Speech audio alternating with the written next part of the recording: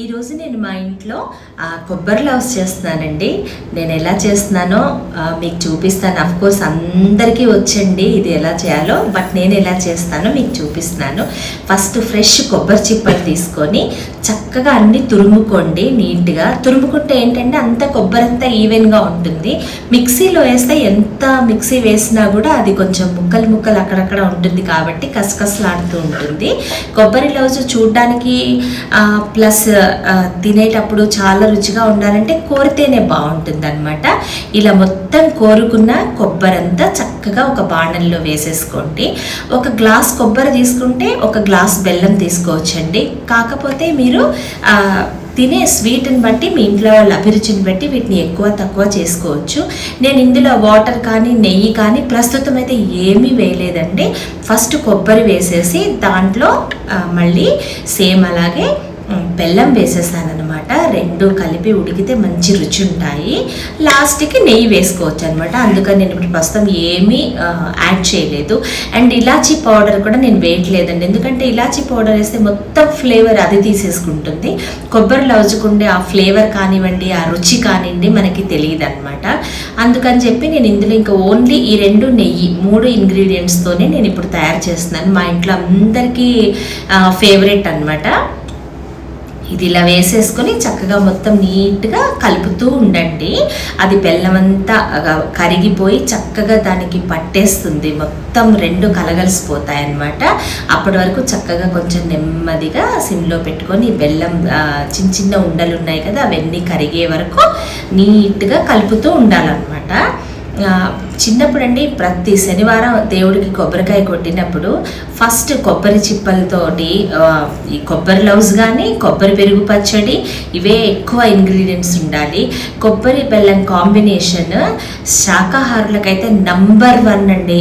Excellent పోషకాహారాల్లో number 1 అనమాట. ఈ రెండు ప్లస్ పల్లీలు ఇవి తినే వాళ్ళకి మంచి పోషక విలువలు లభిస్తాయి అన్నమాట. కొబ్బరి అయితే వాతాన్ని పోగొట్టి బాడీలో ఉన్న వేడిని కూడా చాలా వరకు తగ్గిస్తుంది. ఇలా కలుపుతూ ఉండి లాస్ట్లో ఒక దగ్గర 7-8 స్పూన్స్ నెయ్యి వేసేయచ్చండి. ముందు ఒక 4 స్పూన్స్ వేసుకోండి. దింపే ముందు ఇంకొక 3-4 స్పూన్స్ వేసుకొని క్వాంటిటీని బట్టి చక్కగా నీట్గా కలుపుకుంటూ ఉండండి. సిమ్లోనే చేసుకుంటే బాగుంటుందండి. ఇలా నీట్గా కలుపుకున్న తర్వాత ఎప్పుడైతే నెయ్యిలో చక్కగా వేగి అతుక్కోకుండా మూకుడికి అతుక్కోకుండా ఉంటుంది చూడండి, అప్పుడు స్టవ్ ఆపుకోవాలన్నమాట. అప్పటికి ఈ బెల్లము కొబ్బరి అంతా చక్కగా నెయ్యితోటి కలగలిసిపోయి బాగుంటుంది. మీరు ముందే నెయ్యి వేసేస్తే ఏమవుతుందంటే కింద మాడుతూ ఉంటుందండి. అందుకని ముందు నెయ్యి ఎప్పుడు వేయద్దు. ఇలా వేసుకుని అంత నీట్గా కలుపుకొని ఎప్పుడైతే కొబ్బరి అంటకుండా ఈ కొబ్బరిను మన ఈ బెల్లం మిశ్రమం ఎప్పుడైతే మూకుడికి అంటకుండా ఉంటుందో ఆ టైంలో మీరు చక్కగా స్టవ్ ఆపేసేసుకోండి. ఇలా ఇంకా అయిపోయిందండి. ఇది ఇలా ఇవ్వగానే కొంచెం స్టవ్ ఆపేసేసుకుంటే సరిపోతుంది. ఇలా చేయడం వల్ల అంటే మీకు చల్లారినా కూడా నీట్గా ఉండలు వచ్చేస్తాను. వేడి మీదే కలపాలని వేడి మీదే ఉండలు చేయాలని ఏం లేదనమాట. చక్క చల్లారాక ఇలా మీకు ఏ సైజు కావాలంటే ఆ సైజు చక్క చిన్న చిన్న ఉండలు చేసుకోండి. నేనైతే కొంచెం చిన్నవే చేశాను. పిల్లలు ఉన్నారు కదా, పెద్ద చేస్తే ఒకవేళ ఇష్టం లేకపోతే పడేస్తారు, కావాలంటే ఇంకోటి ఎక్స్ట్రా తింటారు అన్నట్టు నేను కొంచెం చిన్న సైజులోనే చేశాను. ఇవి దాదాపు 35 నుంచి 40 వరకు వస్తాయండి చిన్న సైజ్ అయితే. పెద్దవైతే కొంచెం తక్కువ వస్తాయి అన్నమాట. ఇలా చక్కగా వచ్చేస్తాయి, నీట్గా వచ్చాయి. ఇవన్నీ పిల్లలకు కూడా స్కూల్ నుంచి రాగానే అప్పుడప్పుడు ఒకటి ఇస్తూ ఉంటే హెల్దీ స్నాక్లో మనం వీటిని కూడా ఇంక్లూడ్ చేయొచ్చు. ఇంట్లో చేసుకునే కారపూస, కారబూంది వాటితో పాటు స్వీట్లు అప్పుడప్పుడు ఇది ఒకటి పెట్టామంటే రోజు ఒకటే పెడితే పిల్లలకి బోర్ వెరైటీలు చేస్తూ ఉంటే వాళ్ళు తింటారు కదా. సో ఇలాంటివన్నీ పాత పిండి వంటలు ఎప్పుడూ హెల్త్కి మంచివే. సో అన్నీ ఇలా చేసేసుకుని పెట్టుకుని ఇవి నిలవ కూడా ఉంటాయండి, వెంటనే పాడవవు కాబట్టి చక్కగా అన్నీ ఇలా చేసేసుకుని మనం కూడా అప్పుడప్పుడు తింటూ ఉంటే హెల్దీ స్నాక్ మనకు కూడా ఉంటుంది ఇంట్లో.